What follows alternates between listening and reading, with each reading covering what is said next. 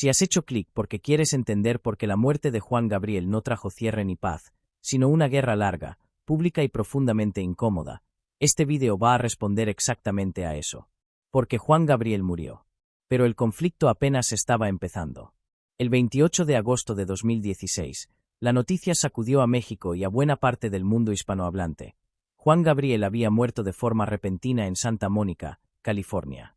No hubo aviso previo, no hubo despedida planeada, no hubo tiempo para preparar al público. Simplemente, el artista más prolífico y emocionalmente influyente de la música mexicana ya no estaba. La reacción fue inmediata y masiva. Homenajes improvisados, concentraciones públicas, retransmisiones de conciertos, canciones sonando sin parar en radios, casas y calles. Juan Gabriel no era solo un cantante, era una presencia constante en la vida emocional de millones de personas. Sus canciones habían acompañado bodas, rupturas, duelos, celebraciones y despedidas durante décadas. Pero mientras el país lloraba al ídolo, otra historia se estaba gestando en silencio. Una historia que no tenía que ver con aplausos, ni con música, ni con nostalgia. Tenía que ver con poder. Juan Gabriel no solo dejó un legado artístico monumental. Dejó un patrimonio enorme, complejo y muy bien estructurado.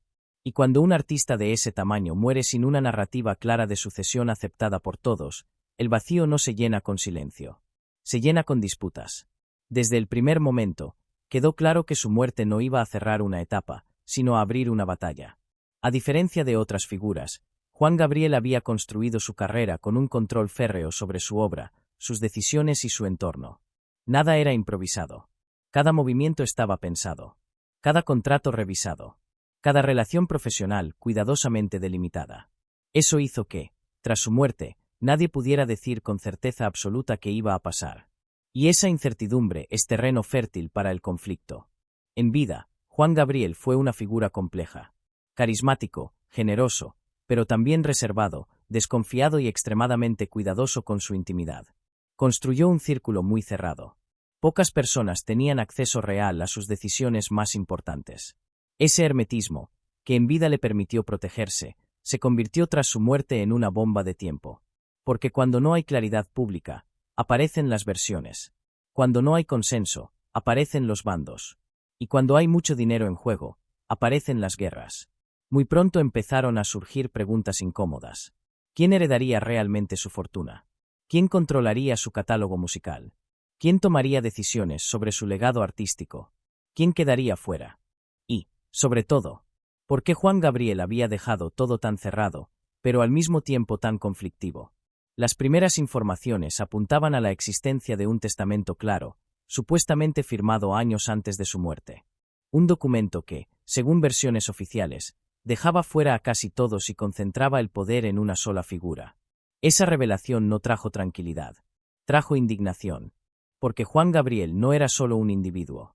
Era una figura pública con una historia marcada por el abandono, la carencia y la lucha por el reconocimiento. Para muchos, la idea de que su herencia no reflejara una distribución justa chocaba frontalmente con la imagen emocional que tenían de él. Y ahí comenzó la fractura. La herencia dejó de ser un asunto privado para convertirse en un espectáculo mediático. Declaraciones cruzadas. Demandas. Impugnaciones. Acusaciones veladas. Versiones contradictorias. Todo eso empezó a ocupar titulares, desplazando progresivamente el homenaje artístico. La muerte de Juan Gabriel ya no era solo una pérdida cultural. Era un campo de batalla. Y lo más inquietante es que este conflicto no fue accidental. Fue la consecuencia directa de decisiones tomadas en vida. Decisiones legales, sí, pero también emocionales. Decisiones que reflejaban desconfianzas profundas, heridas antiguas y una forma muy particular de entender la lealtad. Juan Gabriel había pasado gran parte de su vida luchando por el control. Control de su obra. Control de su imagen. Control de su entorno. Y ese control no se relajó con la edad. Se intensificó. En su historia personal había razones de sobra para ello. Infancia marcada por el abandono. Años de precariedad. Una carrera construida contra todo pronóstico. Juan Gabriel aprendió pronto que confiar podía salir caro. Y cuando alguien aprende eso, suele llevar esa lección hasta el final. Su muerte dejó al descubierto una paradoja brutal. El artista que había unido emocionalmente a generaciones enteras había dejado tras de sí una estructura que dividía. No fue una herencia que invitara a la reconciliación. Fue una herencia que activó resentimientos latentes. Y a medida que los días pasaban, el conflicto se volvía más explícito. Ya no se trataba solo de documentos legales. Se trataba de interpretaciones morales. ¿De quién merecía más? ¿De quién había estado más cerca? ¿De quién había sido leal y quién no? La figura de Juan Gabriel empezó a ser utilizada como argumento por todos los bandos. Cada uno afirmando conocer su verdadera voluntad. Cada uno hablando en su nombre. Y cuando los muertos se convierten en argumento, la paz es imposible. La guerra por la herencia de Juan Gabriel no fue solo una disputa por dinero. Fue una lucha por control simbólico. Por decidir quién tenía derecho a definir su legado. Quién podía hablar por él. Quién podía administrar su memoria. Y esa es una de las formas más duras de conflicto que existen. En el siguiente bloque vamos a retroceder. Vamos a analizar por qué Juan Gabriel llegó a estructurar su herencia de esa manera, qué experiencias de su vida influyeron en esas decisiones y cómo su historia personal sembró, sin saberlo, las semillas del conflicto que estallaría después de su muerte. Porque las guerras no empiezan cuando alguien muere. Empiezan mucho antes. Para entender por qué la herencia de Juan Gabriel explotó de la forma en que lo hizo, hay que retroceder mucho más allá de su muerte. Hay que volver a su origen. A una historia personal marcada por el abandono, la desconfianza y una necesidad constante de control. Juan Gabriel no creció en un entorno donde la seguridad fuera algo dado. Desde niño aprendió que el afecto podía desaparecer de un momento a otro y que las promesas no siempre se cumplían. Esa experiencia temprana dejó una huella profunda en su manera de relacionarse con las personas y, sobre todo, con el poder. A lo largo de su vida, Juan Gabriel desarrolló una idea muy clara: nadie iba a cuidar de él mejor que él mismo. Y esa idea se trasladó a todos los ámbitos de su carrera. No delegaba fácilmente. No confiaba sin reservas. Y cuando lo hacía, exigía lealtad absoluta. Esa forma de vivir no nace de la ambición pura. Nace del miedo a perderlo todo otra vez. Su carrera fue un ascenso construido con esfuerzo extremo. No llegó al éxito por accidente. Lo hizo a base de trabajo incansable, intuición artística y una capacidad extraordinaria para conectar emocionalmente con el público. Pero mientras el público veía generosidad y cercanía, su círculo más íntimo conocía otra faceta, la del hombre que no dejaba nada al azar. Juan Gabriel entendía el negocio como pocos. Sabía el valor real de su catálogo. Sabía cuánto generaba cada canción, cada concierto, cada derecho de autor. Y sabía, sobre todo, que su obra seguiría produciendo dinero mucho después de su muerte. Eso lo llevó a tomar decisiones legales muy precisas. Durante años fue organizando su patrimonio con una meticulosidad casi obsesiva. Empresas, derechos, fideicomisos, testamentos. Todo estaba pensado para evitar disputas, desde su punto de vista. Pero lo que para él era orden, para otros sería exclusión. Juan Gabriel no creía en las herencias repartidas por inercia. No creía que el vínculo biológico fuera suficiente. Para él, la herencia era una extensión de la confianza. Y la confianza, en su vida, era un recurso escaso. Esa visión explica muchas de las decisiones que tomó antes de morir. Decisiones que, aunque legales, estaban cargadas de una fuerte dimensión emocional. Juan Gabriel no repartía solo dinero. Repartía reconocimiento. Repartía poder. Y también repartía castigos silenciosos. A lo largo de su vida adulta, Juan Gabriel fue estableciendo jerarquías claras en su entorno. Personas de absoluta confianza y personas mantenidas a distancia. Esa lógica, que funcionó mientras él estaba vivo, se volvió explosiva cuando desapareció. Porque mientras vivía, nadie se atrevía a cuestionarlo abiertamente. Muerto, todos lo hicieron. Otro elemento clave es su relación con la familia. Juan Gabriel tuvo vínculos complejos, intermitentes y, en algunos casos, conflictivos. No fue una figura familiar tradicional. Y eso no es un juicio moral, sino un dato estructural. Su concepto de familia no estaba basado en la convivencia cotidiana ni en la cercanía constante. Estaba basado en lealtades específicas, en gestos concretos, en momentos puntuales. Para él, ser familia no era automático. Y esa visión chocó frontalmente con las expectativas externas. Para el público, Juan Gabriel era el artista del pueblo. El hombre sensible que cantaba al amor, al abandono, al perdón. Muchos asumían que esa sensibilidad se traduciría en una herencia generosa y ampliamente repartida. La realidad fue otra. Las decisiones legales que dejó establecidas reflejaban una lógica interna muy distinta a la imagen pública. Y cuando esa diferencia salió a la luz, el choque fue inevitable. Personas que se sentían con derecho moral a una parte del legado se encontraron fuera. Otras, con un control absoluto. Y eso no solo generó conflicto legal. Generó humillación pública, resentimiento y una sensación de injusticia difícil de digerir. Porque cuando alguien muere, las decisiones ya no se pueden explicar. No se pueden matizar.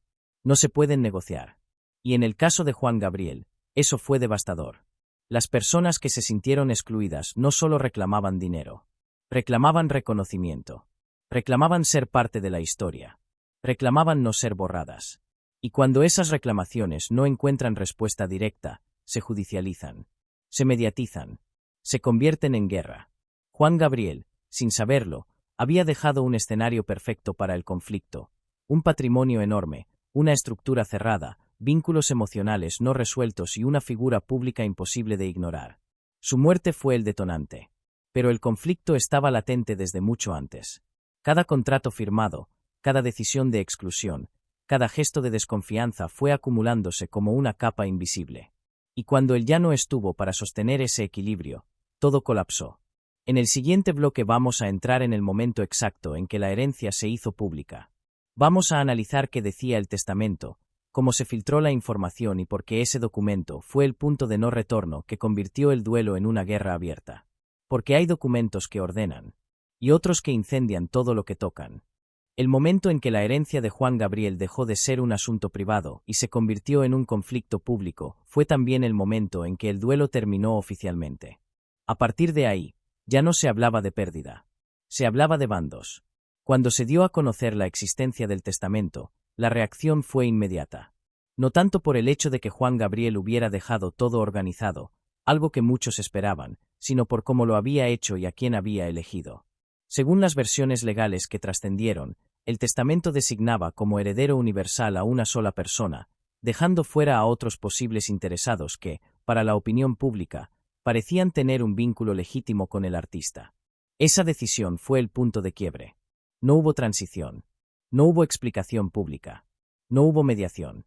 El documento hablaba por sí solo. Y ese silencio legal fue interpretado de muchas maneras. Para algunos, era la prueba de que Juan Gabriel había tomado una decisión consciente y definitiva. Para otros, era una injusticia que debía ser corregida. Para otros más, una traición. En cuestión de días, el homenaje artístico quedó relegado a un segundo plano. Los titulares comenzaron a girar en torno a demandas, impugnaciones, declaraciones cruzadas y acusaciones veladas. La herencia ya no era solo dinero. Era poder narrativo. ¿Quién tenía derecho a hablar en nombre de Juan Gabriel? ¿Quién podía decidir sobre su música, su imagen, su historia? Cada respuesta implicaba excluir a alguien más. Las personas que se sintieron desplazadas comenzaron a cuestionar la validez del testamento. Se habló de fechas, de circunstancias, de estados de salud, de presiones externas. Nada de esto fue afirmado como hecho de manera concluyente, pero el solo planteamiento bastó para abrir un frente legal enorme. Y cuando se cuestiona un testamento de ese calibre, el proceso se vuelve largo, costoso y profundamente emocional. Porque no se trata solo de probar algo en un juzgado. Se trata de disputar la voluntad de alguien que ya no puede hablar. Las audiencias se sucedieron. Los abogados se multiplicaron. Cada parte afinó su relato. No solo para los jueces, sino para el público. Porque este conflicto no se libraba únicamente en los tribunales. Se libraba en los medios. Cada declaración tenía doble destinatario. La justicia y la opinión pública. Juan Gabriel, que en vida había sido celoso de su intimidad, se convirtió después de muerto en objeto de una exposición brutal. Fragmentos de su vida privada, decisiones internas, relaciones personales, todo empezó a circular como material de debate. Y esa exposición no fue neutral. Cada bando filtraba lo que le convenía. Cada versión omitía lo que no ayudaba a su causa. La figura del artista empezó a fragmentarse. Para algunos, seguía siendo el genio incomprendido que había dejado todo perfectamente claro. Para otros, era un hombre vulnerable que pudo haber sido influenciado en sus últimos años. Ambas narrativas convivieron, alimentándose mutuamente. Y mientras tanto, el conflicto se extendía. La herencia de Juan Gabriel no era solo un conjunto de bienes. Era un ecosistema complejo, derechos de autor, regalías futuras, propiedades, control de catálogo, decisiones sobre lanzamientos póstumos, uso de su imagen. Cada uno de esos elementos tenía un valor económico enorme, pero también un valor simbólico incalculable. Controlar la obra de Juan Gabriel significaba controlar su legado emocional. Y nadie estaba dispuesto a ceder ese control fácilmente. A medida que el conflicto avanzaba, se hizo evidente algo inquietante: no había una salida que dejara a todos satisfechos. Porque el testamento, al concentrar el poder, había eliminado la posibilidad de una negociación equitativa. Todo se reducía a ganar o perder. Y en ese contexto, el conflicto se volvió personal. Las declaraciones comenzaron a endurecerse. Los reproches pasados salieron a la luz. Viejas heridas reaparecieron. Lo que en un inicio parecía una disputa legal empezó a adquirir un tono casi moral. ¿Quién había estado realmente al lado de Juan Gabriel? ¿Quién había sido leal? ¿Quién solo aparecía cuando convenía? Estas preguntas, imposibles de responder de forma objetiva, se convirtieron en armas. Y el público, lejos de mantenerse al margen, participó activamente. Opiniones divididas. Defensas apasionadas. Condenas feroces. Juan Gabriel se convirtió, incluso después de muerto, en un campo de proyección emocional colectiva. Para algunos, defender su testamento era respetar su voluntad. Para otros, cuestionarlo era hacer justicia. La guerra estaba declarada. Y como ocurre en todas las guerras, la verdad se volvió relativa. Cada parte tenía documentos, testigos, interpretaciones. Cada una afirmaba actuar en nombre de Juan Gabriel. Y él, en silencio, no podía confirmar ni desmentir nada. Ese silencio fue el mayor detonante. Porque cuando no hay una voz final que cierre el conflicto se eterniza. En el siguiente bloque vamos a analizar cómo esta guerra legal y mediática afectó la percepción pública de Juan Gabriel, cómo su figura empezó a transformarse de ídolo intocable a protagonista de una disputa incómoda, y qué impacto tuvo esto en su legado cultural. Porque hay herencias que enriquecen una memoria, y otras que la desgastan lentamente.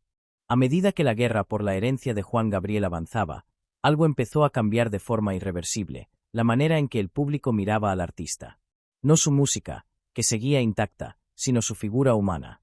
El conflicto comenzó a erosionar la imagen emocional que durante décadas había sido casi intocable. Juan Gabriel había sido, para millones, un símbolo de sensibilidad, generosidad y cercanía. El artista que cantaba al abandono, al perdón, a la madre, al dolor profundo. Pero ahora su nombre aparecía asociado a palabras como juicio, impugnación, exclusión, disputa. Y ese contraste no pasó desapercibido. La pregunta empezó a instalarse en el imaginario colectivo. ¿Cómo alguien que unía a tantos dejó algo que dividía tanto? Esa pregunta no tenía una respuesta simple. Y precisamente por eso, la figura de Juan Gabriel empezó a fragmentarse en la conversación pública. Ya no había una sola versión. Había interpretaciones. Para algunos, Juan Gabriel seguía siendo el genio absoluto, dueño de su voluntad, que había tomado una decisión clara y tenía todo el derecho a hacerlo. Para otros, el conflicto revelaba una faceta más dura, más desconfiada, incluso cruel en su manera de cerrar la herencia. Ambas miradas convivieron. Y esa convivencia fue incómoda. El conflicto obligó al público a enfrentar una verdad que muchas veces se evita: los artistas no siempre son coherentes entre lo que cantan y lo que viven. Y aceptar eso implica renunciar a una imagen idealizada. Durante meses, cada novedad legal reactivaba el debate. Cada audiencia, cada resolución parcial, cada filtración volvía a colocar a Juan Gabriel en el centro, pero ya no como artista, sino como causa. La música seguía sonando. Pero ahora lo hacía acompañada de ruido. Ese ruido no anuló su legado artístico, pero sí lo rodeó de una capa de tensión que antes no existía. Escuchar una canción ya no era solo una experiencia emocional. Para algunos, estaba contaminada por la historia posterior. Y ese es uno de los efectos más delicados de los conflictos de herencia: no destruyen la obra, pero alteran la forma en que se recibe. La guerra también tuvo un impacto directo en las personas involucradas. Más allá de los titulares, había vidas atravesadas por un proceso largo, desgastante y público. El conflicto dejó de ser solo una cuestión legal para convertirse en una experiencia emocional extrema. Los bandos se endurecieron. Las posiciones se radicalizaron. Las posibilidades de reconciliación se diluyeron. Porque cuando un conflicto se judicializa y se expone mediáticamente, cada concesión se vive como una derrota pública. Y nadie quiere aparecer como el que cede. Juan Gabriel, que en vida había sido el único punto de equilibrio, ya no estaba para mediar. Su ausencia dejó a todos sin una figura capaz de cerrar la discusión con autoridad moral. Y cuando no hay autoridad moral, solo quedan los papeles. El proceso se alargó. Las resoluciones no llegaron de inmediato.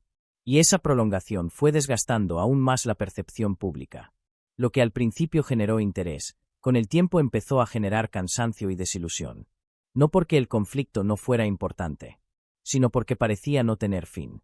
Algunos seguidores optaron por separar la obra del conflicto. Escuchar la música sin pensar en la herencia. Otros no pudieron hacerlo. Para ellos, la guerra había contaminado la imagen completa. Ese quiebre en la percepción es significativo. Porque Juan Gabriel había sido, durante décadas, un artista transversal, capaz de unir generaciones, clases sociales y sensibilidades distintas. El conflicto introdujo una grieta donde antes había consenso emocional. Y esa grieta no se cerró fácilmente. A nivel simbólico, la herencia pasó a representar algo más que dinero. Representó el fracaso de una despedida. La imposibilidad de cerrar una historia de forma pacífica. El hecho de que incluso los legados más amados pueden convertirse en fuente de enfrentamiento. Juan Gabriel no dejó instrucciones emocionales para después de su muerte. Dejó instrucciones legales. Y eso, en contextos cargados de afecto y expectativa, suele ser insuficiente. Porque los documentos ordenan bienes, pero no ordenan sentimientos. La figura pública de Juan Gabriel quedó, entonces, atrapada entre dos narrativas, la del artista eterno y la del hombre cuya muerte desató un conflicto interminable. Ninguna anuló a la otra. Pero juntas generaron una imagen más compleja, menos cómoda. Y quizá más real.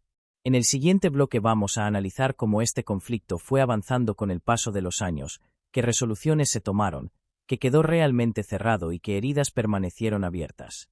Porque algunas guerras legales terminan en sentencias, pero no en paz.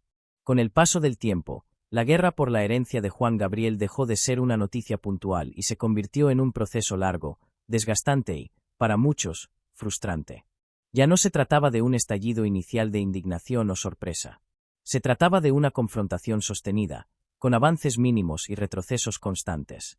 El conflicto entró en una fase distinta, la de la normalización. Audiencias judiciales, recursos legales, comunicados oficiales y declaraciones esporádicas empezaron a formar parte del paisaje habitual. La herencia dejó de ser una excepción y se volvió un expediente permanente. Y eso tuvo un efecto claro: el desgaste emocional de todos los involucrados. Las resoluciones parciales que fueron apareciendo no lograron cerrar el conflicto de manera definitiva. Cada decisión parecía beneficiar a una parte y profundizar el resentimiento de otra. La idea de una solución consensuada se volvía cada vez más lejana. Porque ya no se discutía solo el contenido del testamento. Se discutía su legitimidad moral. Ese desplazamiento es clave. Cuando un conflicto pasa del plano legal al plano moral, la posibilidad de acuerdo se reduce drásticamente. Porque las leyes pueden interpretarse, pero las convicciones personales no suelen ceder. En este punto, la herencia de Juan Gabriel ya había dejado de ser una cuestión de dinero para convertirse en una lucha por significado. ¿Qué representaba realmente Juan Gabriel? ¿Qué quería decir respetar su voluntad? ¿Quién tenía autoridad para definirla? Cada bando sostenía su propia respuesta. Algunas personas involucradas en el conflicto comenzaron a hablar de cansancio, de agotamiento, de una sensación de estar atrapados en una disputa que parecía no tener salida. Pero al mismo tiempo, nadie estaba dispuesto a dar el paso atrás. Porque darlo implicaba renunciar a algo más profundo que el dinero, renunciar a la narrativa propia. La guerra también tuvo consecuencias prácticas. Decisiones sobre el uso del catálogo, lanzamientos póstumos, homenajes oficiales y proyectos conmemorativos se vieron condicionados por el conflicto. Nada podía hacerse sin generar suspicacias. Cada anuncio era interpretado como una jugada estratégica. El legado artístico, en lugar de fluir libremente, quedó parcialmente congelado por la tensión. Y eso generó una paradoja dolorosa. La obra de un artista que había sido sinónimo de expresión emocional quedó atrapada en un laberinto administrativo y legal. El público, por su parte, comenzó a experimentar una mezcla de desilusión y resignación. La expectativa inicial de que el conflicto se resolvería pronto fue reemplazada por la sensación de que esta guerra formaba ya parte de la historia de Juan Gabriel. No era un episodio. Era una etapa. Algunos seguidores dejaron de prestar atención a las novedades legales. Otros siguieron cada detalle con atención casi obsesiva. Pero en ambos casos, la relación emocional con el artista había cambiado. La muerte de Juan Gabriel había abierto una herida que no cicatrizaba. A nivel simbólico, este conflicto empezó a leerse como un reflejo del lado más oscuro del éxito. El precio de haber acumulado tanto poder creativo y económico sin construir una estructura emocional capaz de sostenerlo después. Juan Gabriel había sido un hombre acostumbrado a decidir solo, a controlar cada aspecto de su carrera. Esa lógica funcionó mientras él estuvo vivo. Pero muerto, dejó un vacío que nadie pudo llenar sin conflicto. Porque el control no se hereda fácilmente. Las decisiones que tomó antes de morir, pensadas para evitar disputas, terminaron produciendo el efecto contrario. No por mala intención, sino por subestimar el impacto emocional de la exclusión y la concentración de poder. El conflicto también expuso algo más profundo, la dificultad de separar al artista de la persona. Para muchos, cuestionar la herencia de Juan Gabriel era cuestionarlo a él. Y eso generaba reacciones viscerales. Defender su testamento se volvió, para algunos, un acto de lealtad emocional. Cuestionarlo, para otros, un acto de justicia. Ambas posturas eran irreconciliables. Y así, el tiempo pasaba sin que la paz llegara. La guerra por la herencia de Juan Gabriel no terminó con una gran sentencia que cerrara todo de una vez. Se fue diluyendo en resoluciones parciales, en silencios estratégicos, en acuerdos que no satisfacían completamente a nadie. Pero lo más importante es lo que quedó después. Quedó una sensación persistente de conflicto inconcluso. De que algo se había roto y no se había reparado. De que la muerte de Juan Gabriel no había sido un cierre, sino una fractura. Y esa sensación acompañó durante años cualquier mención a su legado. En el siguiente bloque vamos a mirar este caso desde una perspectiva más amplia. Vamos a reflexionar sobre qué nos enseña la herencia de Juan Gabriel sobre el poder, la fama y el control, y por qué su historia se convirtió en uno de los ejemplos más claros de cómo el éxito puede dejar heridas abiertas incluso después de la muerte. Porque hay legados que unen. Y otros que, como este, dejan una guerra que nadie logra ganar. Mirar la herencia de Juan Gabriel solo como un conflicto legal sería quedarse en la superficie. Lo que este caso revela va mucho más allá de juzgados, documentos y resoluciones parciales. Revela cómo el poder, cuando se concentra demasiado tiempo en una sola persona, deja un vacío imposible de llenar cuando esa persona desaparece. Juan Gabriel fue dueño absoluto de su obra, de su imagen y de su narrativa. No compartía fácilmente la toma de decisiones. No construyó un liderazgo distribuido ni una estructura que pudiera funcionar sin él. Todo pasaba por su criterio, por su aprobación, por su voluntad. Mientras estuvo vivo, ese modelo funcionó. Muerto, se volvió insostenible. El problema no fue que dejara un heredero único. El problema fue que dejó un sistema que dependía exclusivamente de él, sin mecanismos emocionales ni simbólicos para absorber el impacto de su ausencia. La ley puede designar herederos, pero no puede transferir legitimidad afectiva. Y ahí es donde el conflicto se volvió inevitable. En el fondo, la guerra por su herencia fue una guerra por la legitimidad. ¿Quién tenía derecho a representarlo? ¿Quién podía hablar en su nombre sin que pareciera una apropiación? ¿Quién podía decidir sobre su obra sin que otros se sintieran borrados? Estas preguntas no tienen respuestas jurídicas claras. Son preguntas morales. Y las preguntas morales, cuando se mezclan con dinero y fama, rara vez se resuelven de forma pacífica. El caso de Juan Gabriel dejó al descubierto una contradicción profunda. El artista que había cantado al perdón, al amor incondicional y a la reconciliación dejó tras de sí una estructura que no facilitaba ninguna de esas cosas. No porque fuera incoherente, sino porque su vida estuvo marcada por la necesidad de protegerse. Protegerse del abandono. Protegerse de la traición. Protegerse de la pérdida de control. Esa protección constante, comprensible desde su historia personal, terminó cristalizándose en decisiones rígidas. Y la rigidez, en contextos emocionales complejos, suele romper en lugar de sostener.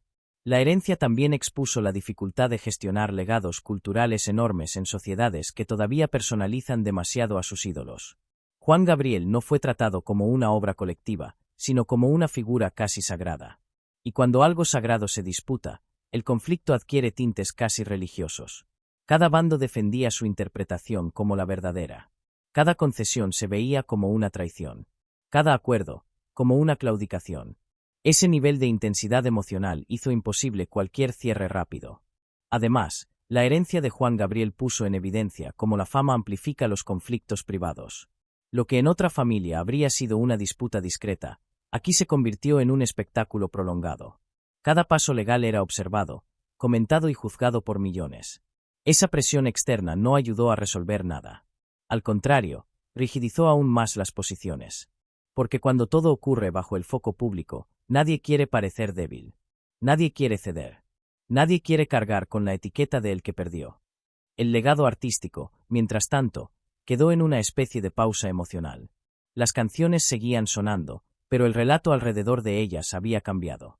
Ya no eran solo himnos de amor y dolor. Eran también recordatorios de un conflicto sin resolver. Eso no destruyó la obra, pero la rodeó de una tensión permanente. Juan Gabriel, sin proponérselo, dejó una lección incómoda. El éxito sin estructuras compartidas no garantiza continuidad pacífica. Controlar todo puede ser eficaz en vida, pero deja un terreno minado después. La herencia se convirtió en un espejo de su propia historia. Un hombre que había luchado toda su vida por no ser desplazado terminó, sin quererlo, desplazando a otros en el momento final. No por maldad, sino por una lógica de supervivencia que nunca abandonó. Y esa lógica, tan útil para llegar a la cima, fue devastadora al final. El conflicto también mostró algo más amplio, la dificultad que tiene el mundo del espectáculo para gestionar el después. Se celebra al artista mientras produce. Se le rinde homenaje cuando muere. Pero raramente se piensa en cómo se sostendrá su legado de manera humana. Juan Gabriel dejó canciones eternas. Pero no dejó un puente emocional entre quienes quedaban. Y cuando no hay puente, solo hay orillas enfrentadas. En el último bloque vamos a cerrar esta historia. No para dictar sentencias ni tomar partido, sino para entender por qué la muerte de Juan Gabriel no trajo paz, y qué nos dice este caso sobre la relación entre fama, control y legado en el mundo del espectáculo. Porque algunas guerras no se libran por odio. Se libran por ausencia. La muerte de Juan Gabriel no fue un final. Fue un punto de quiebre. Un momento en el que todo aquello que había permanecido contenido, organizado y controlado durante décadas quedó expuesto sin posibilidad de corrección. Juan Gabriel murió sin dejar paz porque nunca confió del todo en que la paz fuera posible sin control. Y ese es el núcleo de esta historia. Su vida estuvo marcada por la necesidad de protegerse.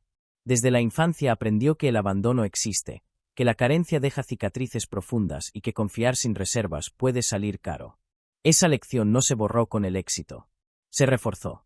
A medida que su poder crecía, también lo hacía su necesidad de controlarlo todo. No por ambición vacía, sino por supervivencia emocional. Juan Gabriel no delegaba porque no sabía hacerlo sin sentir que se arriesgaba a perderlo todo. Esa forma de vivir lo llevó a la cima. Pero también dejó un vacío imposible de llenar. Cuando murió, dejó instrucciones claras en lo legal, pero dejó un territorio emocional devastado. Porque las leyes ordenan bienes, pero no reparan vínculos.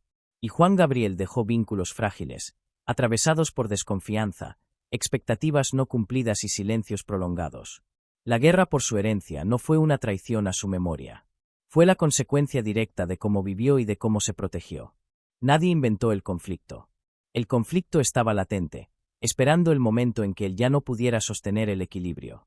Juan Gabriel había sido el único árbitro, el único mediador, el único punto de legitimidad. Muerto él, nadie ocupó ese lugar. Y cuando nadie puede ocuparlo, todos lo disputan. El legado musical de Juan Gabriel permanece intacto. Sus canciones siguen emocionando, siguen acompañando, siguen teniendo sentido incluso al margen del conflicto. Pero su historia personal quedó inevitablemente ligada a una herencia que dividió, que expuso heridas y que mostró el lado más incómodo del éxito. No fue una guerra por dinero únicamente. Fue una guerra por identidad, por pertenencia, por reconocimiento, por decidir quién tenía derecho a decir, yo fui parte. Ese tipo de guerras no se ganan, solo se prolongan. Con el paso del tiempo, el conflicto dejó cansancio, desgaste y una sensación persistente de que nada se cerró del todo. No hubo una resolución que devolviera la calma. Hubo acuerdos parciales, silencios estratégicos y resignación. La muerte de Juan Gabriel no trajo paz porque la paz no se decreta. Se construye. Y para construirse, necesita algo que él nunca pudo conceder del todo, confianza compartida. Su historia deja una enseñanza incómoda, especialmente en el mundo del espectáculo. El control absoluto puede proteger en vida, pero suele sembrar conflicto después. El poder concentrado no desaparece con la muerte. Se fragmenta. Y cuando se fragmenta, duele.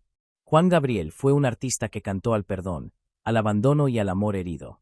Tal vez sin saberlo, dejó su última canción inconclusa. No en forma de melodía, sino de conflicto. Una historia que no cerró. Un legado que no encontró reposo. Una guerra que nació del silencio. Y quizá esa sea la pregunta final que deja su caso, suspendida en el aire, sin respuesta definitiva.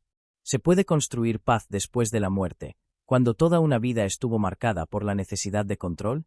Mientras esa pregunta siga abierta, la historia de Juan Gabriel seguirá contándose. No solo como la del genio musical que fue, sino como la de un hombre cuya herencia mostró el lado más oscuro del éxito.